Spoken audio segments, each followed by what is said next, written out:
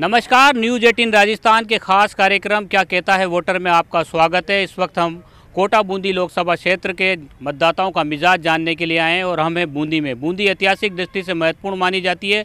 बूंदी के मिजाज क्या है, बूंदी के मतदाताओं का मिजाज क्या है, ये जानने की कोशिश करेंगे।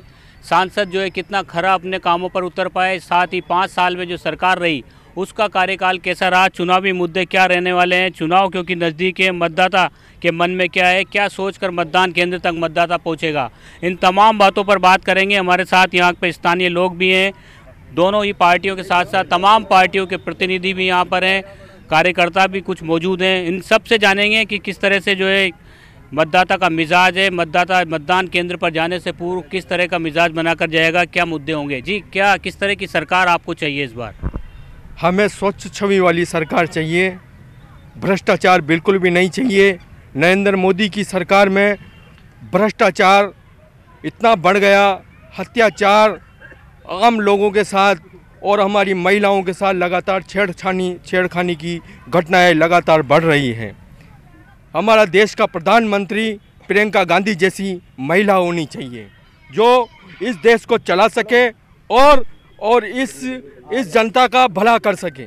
जनता का भला करने वाली सरकार चाहिए। किस तरह की सरकार? क्या ये 5 साल का जो कार्यकाल रहा वो किस तरह का रहा, कैसे सोच रहे हैं आप? बीजेपी की सरकार में बहुत ही खराब प्रदर्शन रहा 5 साल के अंदर, और अभी जो कांग्रेस की जो भी सरकार बनी अभी थोड़े से समय में बहुत अच्छे काम कर दिए कांग्रेस ने। और हम यही चाहते हैं कि देश का प्रधानमंत्री माननीय श्री राहुल गांधी जी बने। जी, क्या मुद्दे हैं बूंदी के? क्या मुद्दे हैं बूंदी की अगर हम बात करें तो क्या सांसद कितना काम करवा पाए हैं, क्या काम होने थे, क्या वादे हुए थे, उन वादों पर खरा उतर पाई है सरकार? बूंदी के मामले में सरकार खरी नहीं उतरी। और यहाँ पर जैसे नवल सागर से लेकर जो यहाँ पर भी पर्यटन को विश्व मानचित्र में पहुँचाने की बात करने वाले ये लोग। और मैं राष्ट्रीय स्तर पर अगर बात करूँ तो यहाँ हमारे जो मुद्दे होना चाहिए, गरीबी और बेरोजगारी के बारे में सोच नहीं रहे। और हम ये सरकार ये सोच रही कि सारे हम कर रहे। ये लोकतंत्र में हम जब से देश आज़ाद हुआ किसी के बल पर प्रधानमंत्री जैसा खुद में ये कह रहा हो कि चौकीदार है, तो ये एक प्रधानमंत्री की गरिमा खुद माननीय प्रधानमंत्री जी गिरा रहे। मैं चाहता हूँ कि चुनाव उस जापान और अमेरिका से देखकर हमको लड़ना होगा। हम किसी भी कोई जिंदाबाद मुर्दाबाद करने से ये राष्ट्र चलने वाला नहीं। ये राष्ट्र सैनिकों के बल पे चलेगा, ये राष्ट्र यहाँ के कर्मचारियों के बल पे चलेगा, ये राष्ट्र यहाँ के आम खास लोगों के पे चलेगा। तो जिन लोगों को ये गलतफहमी हो गई कि हमने ये पूरा देश, आज देश जिस स्थिति में है, कितने लोगों का त्याग और बलिदान होगा, अब कुछ लोग ये समझ रहे हैं कि हमारे बल पर ही ये देश चल रहा है, तो मेरे साथ गलतफहमी है। यहाँ का युवा जाग चुका है, उसको पता है कि हमें किस तरह से रोजगार पाना है। और वो जो लोक लुभावनी और फालतू बातों से अब आम आदमी, क्योंकि वो कंप्यूटराइज हो गया है, वो जानता है, वो गूगल मुद्दे क्या रहने वाले हैं। बूंदी की बात करें तो बूंदी के क्या मुद्दे हैं? बूंदी के शुरू से ही काफ़ी मुद्दे रहे हैं और लोकसभा क्षेत्र के जहाँ चुनाव आ रहे हैं उसमें ओम बिरला जी की भूमिका बिल्कुल नगण्य रही। हाड़ौती को कुछ दे नहीं पाए। जो पुराने कार्यकाल में, जो कांग्रेस के कार्यकाल में जो काम हुए थे, चाहे वो नेहरू के 1474 करोड़ रुपए कांग्रेस के टाइम पे आए, चाहे मांगली और चंबल के जो पेयजल योजना है ये भी कांग्रेस के राज में आई। लेकिन मैंने देखा कि भारतीय जनता पार्टी के जो हमारे सांसद है ओम जी, ये कुछ भी नहीं कर पाए और न तो बूंदी को कोई नेतृत्व दे पाए सही। इनके कार्यकाल में समस्याएं काफ़ी अधिक रही, लेकिन ये लोकसभा में उसका कोई बूंदी को नेतृत्व तो नहीं मिल पाया। लेकिन स्थानीय मुद्दों की बात करें या राष्ट्रीय लेवल की बात करें तो क्या मुद्दे लेकर के मतदाता मैदान में जाएगा, मतदान केंद्र तक पहुंचेगा? किसान, बेरोजगारी का मुद्दा है, इसके अलावा रोजगार का मुद्दा है, क्या सोचता है मतदाता? देश की सबसे बड़ी पंचायत का चुनाव होने जा रहा है और आज के इस वर्तमान समय में मतदाता जागरूक है। ख़ास तौर से तरुणाई जाग चुकी है, युवा जाग चुका है, बेरोजगारी से उसका त्रस्त है। कोई पकौड़े तलने की बात करता है, कोई किसी प्रकार का ठेला चलाने की बात करता है, तो युवाएं ऐसे झांसे में आने वाला नहीं है, उन्हें ठोस परिणाम चाहिए। यहाँ वर्तमान में बूंदी के सांसद हमारी बूंदी के लिए कोई विशेष पैकेज नहीं दे पाए। सांसद की बात छोड़ें, देश के जो अपने आप को चौकीदार बताते हैं वो चौकीदार रहे। प्रधानमंत्री एक मर्यादाशील व्यक्तित्व होना चाहिए और प्रधानमंत्री ने ये कहा था कि मेरे प्रत्येक सांसद एक एक गांव को गोद लेगा। क्या लगता है आपको, राष्ट्रवाद का मुद्दा बड़ा है इस चुनाव में? देखिए, राष्ट्रवाद तो जब अंग्रेज़ों का राज था, जब से राष्ट्रवाद चल रहा है। कांग्रेस पार्टी ने इस देश को आज़ाद करवाया है, कांग्रेस के नेताओं ने आज़ाद करवाया और हिंदुस्तान के वो अनाम शहीद, पूरे हिंदुस्तान की जनता एकजुट होकर और अंग्रेज़ों के खिलाफ लड़ाई लड़ी थी, उससे देश आज़ाद हुआ। आज जिस छद्म राष्ट्रवाद की बात करने वाले लोग हैं, अंग्रेज़ों से माफ़ी मांगने वाले लोग मोदी जी की पार्टी से जुड़े हुए हैं और आतंकवाद के नाम पे और कांग्रेस के नाम पे चुनाव लड़ना, अगर यही मोदी जी को अच्छा लगता है तो लड़े, क्योंकि मोदी जी ने पूरे 5 साल नहीं। आम मतदाता क्या सोचता है? आप क्या कहेंगे? प्रधानमंत्री का कार्यकाल 5 साल का कैसा रहा? मैं किसान का बेटा हूँ, किसान की बात करूँगा। जब तक किसान सुरक्षित रहेगा, जब ये देश सुरक्षित रहेगा। मोदी जी ने किसानों के लिए कुछ नहीं किया है। ओम जी बिरला ने हाड़ोती के किसानों के लिए कुछ नहीं किया है। आज किसान ये करे आतंकवाद की बात करते हैं। हाँ, किसानों ने कितनी आत्महत्या की इस देश में, उनकी किसने सुनी? बताओ, दिल्ली में कितने दिन किसानों ने डरना दिया? मोदी जी ने सुना? मोदी जी अंदर भरे हैं, वो बड़े बड़े उद्योगपतियों के नेता हैं, उनके लिए कमाई कर रहे हैं। जी, आपको क्या लगता है, आप भी युवा हैं, क्या किस तरह का प्रधानमंत्री होना चाहिए? प्रधानमंत्री ऐसा होना चाहिए जो धर्मनिरपेक्षता की राजनीति करे, न कि चुनाव आने के बाद में इस तरह की घटनाओं को बढ़ावा नहीं मिले। ये सब घटनाएं जो हुई है ये देश हित में नहीं हुई है।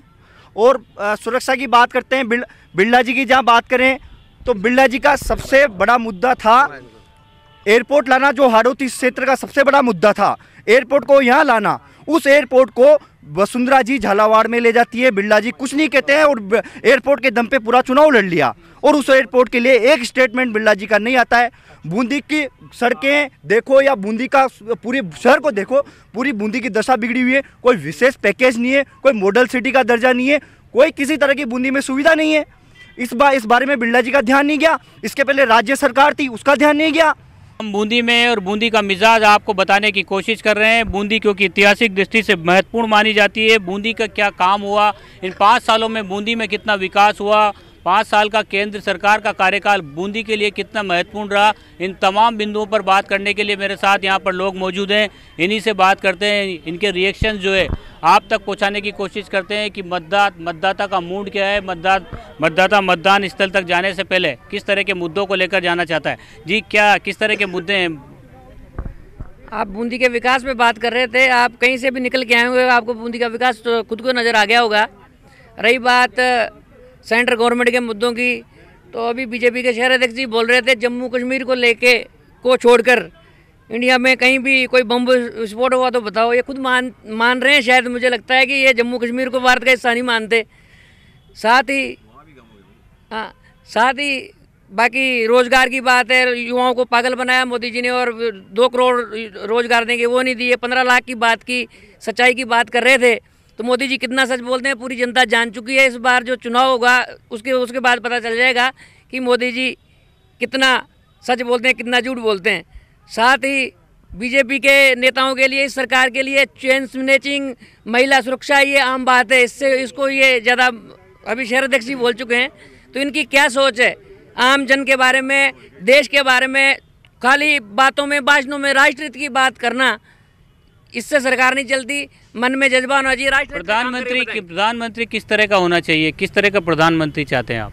प्रधानमंत्री एक बहुत बड़ी जिम्मेदारी है, देश का एक प्रथम नागरिक के रूप में जाना जाता है। और बड़े दुर्भाग्य के साथ ये कहना पड़ रहा है, क्योंकि 40 साल से मैं भी एक राजनीतिक परिवार से जुड़ा हुआ हूँ। अनेक प्रधानमंत्री इस देश में हुए और माननीय जो वर्तमान प्रधानमंत्री जी नरेंद्र मोदी जी हैं, 5 साल पहले जब देश का आम चुनाव हुआ तो बड़े बड़े नारों के साथ में बहुत हुई महंगाई की मार, अब की बार मोदी सरकार, बहुत हुआ महिलाओं पर अत्याचार, अब की बार मोदी सरकार, बहुत हुआ युवा बेरोजगार, अब की बार मोदी सरकार। एक सिर के बदले 10 सिर लाने का वादा किया, काला धन लाने का वादा किया, लेकिन इन सारे वादों में एक भी वादा वो पूरा नहीं कर पाया। हड़ौती का किसान प्रधान इलाका है, किसान बहुत ज़्यादा है, नहरी तंत्र जो है अभी भी जर्जर हालत में है। क्या लगता है आपको, ये किसानों का मुद्दा, रोजगार का मुद्दा, महंगाई का मुद्दा, ये तमाम मुद्दे हावी रहेंगे, इसमें मतदाता ये सोच करके मतदान करेगा इन मुद्दों के बारे में? ये सरकार किसान विरोधी सरकार है, दलित विरोधी सरकार है। किसानों पर से जब सरकार आई तो खाद के लिए किसानों पर लाठियां बरसाई। ये राष्ट्र जय जवान जय किसान के नारे के साथ में है। जिस प्रकार से दलितों के साथ अत्याचार हुए, रोहित वेमुला हो, चाहे गुजरात की ऊना की घटना हो, चाहे डांगावास का कांड हो, उसमें प्रधानमंत्री ने मौन धारण किए हुए रखा। ये भय का वातावरण करना चाहते हैं। यहाँ के माननीय सांसद साहब हैं, उन्होंने बड़ी बड़ी बातें की। जब चुनाव का एयरपोर्ट, अगर यहाँ से हवाई जहाज नहीं चलेगा तो मैं चुनाव नहीं लड़ूंगा। यहाँ पर उद्योगों की स्थापना, मैं पूछना चाहता हूँ माननीय सांसद महोदय से कि अब तक उन्होंने कितने उद्योग यहाँ पर स्थापित किए या उद्योगों को बंद कराकर अपना उद्योग चालू किया, वो इसका जवाब दें। बूंदी में एक मात्र उपलब्धि उनकी नहीं है, एक नाम मात्र की उपलब्धि भी वो नहीं दे पाए। इस बूंदी को वो कोटा के सांसद बन के रह गए। जब टोल की बात आई तो उनके टोल पर कोटा वाली गाड़ियाँ फिरी, बूंदी वाली, जब बूंदी वालों ने आवाज़ उठाई, संघर्ष किया, तब उनकी कान खुली कि मैं तो कोटा बूंदी का सांसद हूँ, वरना वो तो अपने आप को कोटा का ही सांसद। तो ये तमाम मुद्दे जो हैं हावी रहने वाले हैं चुनाव में? हावी रहेंगे और लोगों ने मानस बना लिया है। जो झूठ की सरकार है, जो फरेब की सरकार है, जो भय और असुरक्षा का वातावरण करना चाहती है, उस सरकार को सबक सिखाएंगे। जहाँ तक जो लोग महमूद अजहर जी को छोड़ के आए, जिन लोगों के समय में देश की संसद, आज संसद का चुनाव है और देश की संसद में जिन्होंने हमला करवाया, ताबूत के सौदागर, वो हमसे राष्ट्रवाद की बात कर रहे हैं। आप बताइए जी, क्या मुद्दे रहने वाले हैं युवाओं के? क्योंकि तमाम बातें हो रही हैं, राष्ट्रवाद की भी बात सामने आ रही है, इसके अलावा महंगाई, बेरोजगारी, किसान, तमाम मुद्दे हैं। लेकिन क्या युवा क्या सोचता है मतदान को लेकर के, किस सोच के साथ जाए? युवा इस चुनाव में काफ़ी महत्वपूर्ण मुद्दा है और युवाओं में निश्चित रूप से जब से 5 साल से मोदी सरकार आई है तो देश में बेरोजगारी की दर लगभग 45% बढ़ी है। आज का युवा परेशान है, नौकरी उसको मिल नहीं रही है, काम धंधे इस सरकार ने नोटबंदी करके बंद कर दिए। आज उद्योगों की हालत ख़राब है। जहाँ पे कोई छोटा मोटा रोजगार करके जो लघु उद्योग, कुटीर उद्योग हमारे देश में चलाते थे, उनकी स्थिति ख़राब कर दी है नोटबंदी के बाद। आज हमारे जो प्रॉपर्टी का काम है या बिल्डर्स का काम है, वही सरकार ने नोटबंदी के बाद ख़त्म कर दिया है। युवाओं में हताशा बहुत ज़्यादा तेज़ी से बढ़ रही है और उसी का परिणाम है कि ये सरकार झूठे झूठे जुमले, झूठे झूठे बातें, जो भ्रम की स्थिति रोज़ फैला रही है। अब इन्होंने नया नारा दे दिया कि सब चौकीदार हैं, तो ये एक ध्यान भटकाने की इनकी कोशिश है कि भाई रोज़गार तो इन्होंने किसी को दिया नहीं, अब सब चौकीदार बन जाओ और फेसबुक पर, सोशल मीडिया पे बिजी रहो, ताकि युवा और जो उनका असली जो काम है, जो सरकार का होना चाहिए डेमोक्रेसी में, युवाओं को रोजगार देना। में और बूंदी की जनता का मिजाज जानने की कोशिश कर रहे हैं मतदान को लेकर के, क्योंकि लोकसभा चुनाव की रणभेरी बजने के बाद दोनों पार्टियों ने अपने अपने दावे, अपने अपने वादे शुरू कर दिए हैं, जनता के बीच जाना शुरू कर दिया है। लेकिन जनता का मूड क्या है, मतदाता किन मुद्दों को लेकर मतदान केंद्र तक जाएगा, उन तमाम मुद्दों पर बात कर रहे हैं बूंदी की जनता से। जी, क्या लगता है आपको, क्या मुद्दे हैं इस बार चुनाव के? चुनाव के मुद्दे रहेंगे किसान की समस्या, मजदूर की समस्या, आम आदमी की समस्या। जब तक इन मुद्दों पर कई नेता कई तरह के भाषण देते हैं, किंतु किसान और मजदूर की जो स्थिति जो इसी पे डिपेंड है, उनकी आर्थिक स्थिति ठीक सी नहीं रहती। एक तो मुद्दा ये रहेगा। दूसरा, जो सरकार में बैठे हुए लोग हैं सेंटर की में, मैं लोकसभा चुनाव की बात कर रहा हूँ, उसमें जो वादे किए गए थे अपने मैनिफेस्टो पर, सरकार पूरी तरह सफल नहीं है। आम आदमी को जो योजनाओं की राहत मिलनी चाहिए थी, वो ग्राउंड लेवल पर नज़र नहीं आता। आप बताइए, क्या मतदाता के मन में, युवा क्या सोचता है मतदान को लेकर? अभी मई 2019 में जब भी मतदाता अपनी जेब में मत लेके मतदान बूथ तक पहुंचेगा, उसके जहन में केवल एक ही मुद्दा प्रमुखतया रहेगा, रोजगार और शिक्षा। रोजगार से जैसे कि युवाओं को मोदी सरकार से उम्मीद थी कि रोजगार देंगे, चलो निजी सरकारी नौकरी में नहीं, कोई प्राइवेट सेक्टर में देंगे, लेकिन इन्होंने जो कुटीर उद्योग के छोटे धंधे ये ख़त्म किए हैं, तो उससे रोजगार तो बढ़ा नहीं, उल्टा लोगों का जो हाथ में रोजगार था वो छिन गया। बिना सोचे समझे नोटबंदी की गई। उसी की देन है कि आज कम से कम एक परिवार के अंदर आपको 3-4 आदमी घर बैठे आराम से। रोजगार का भी बड़ा मुद्दा रहने वाला है जी। आपको कैसा प्रधानमंत्री चाहिए, आप किस तरह के प्रधानमंत्री चाहते हैं देश का? प्रधानमंत्री ऐसा होना चाहिए जो सभी की सोचे, ना पार्टी की सोचे।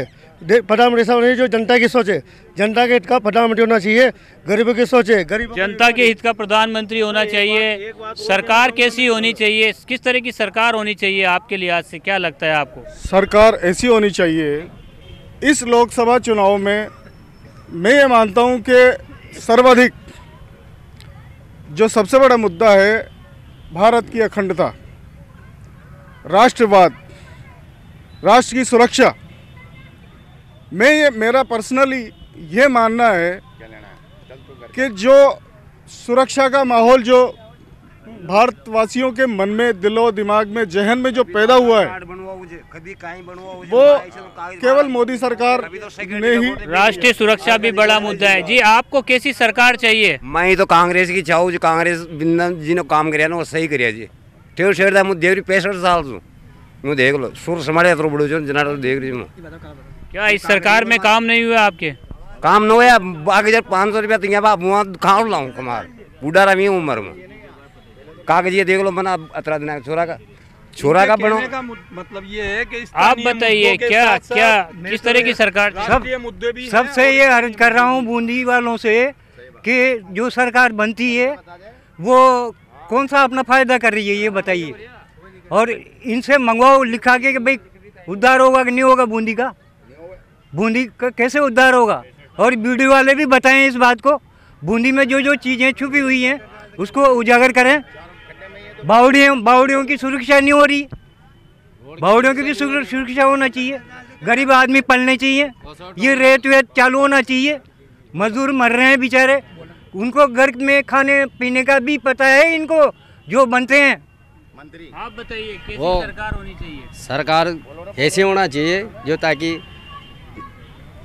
बूंदी सिटी को संभाल ले। जैसे अशोक डोगरा था, अभी 1800 करोड़ रुपए आए विकास के लिए, रोड के लिए, वो खा के वो 18 पैसे भी नहीं लगाया उसने यहाँ विकास के अंदर, तो ये बूंदी तो खड्डे में ही रहेगी ना। कैसा किस तरह का आपको क्या लगता है जो 5 साल का जो कार्यकाल रहा वो किस तरह का रहा केंद्र सरकार का? मैं सबसे बड़ी बात है कहना चाहता हूँ, मैं अभी नवंबर पहले जो लाइट बिल होने का छूट देंगे आपको, मैंने 3 बार वहाँ डॉक्यूमेंट जमा कर दिए और फिर भी वापस पैसे चढ़ा कर बेचते हैं ना।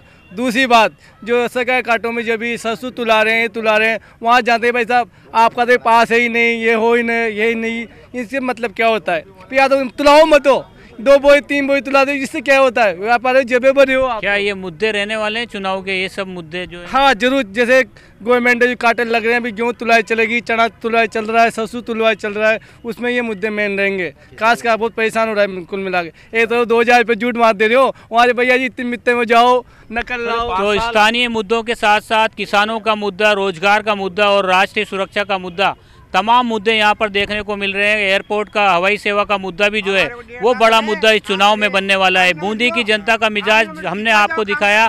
हमारे खास कार्यक्रम क्या कहता है वोटर के जरिए। हमें दीजिए इजाज़त और आप देखते रहिए न्यूज़ 18 राजस्थान।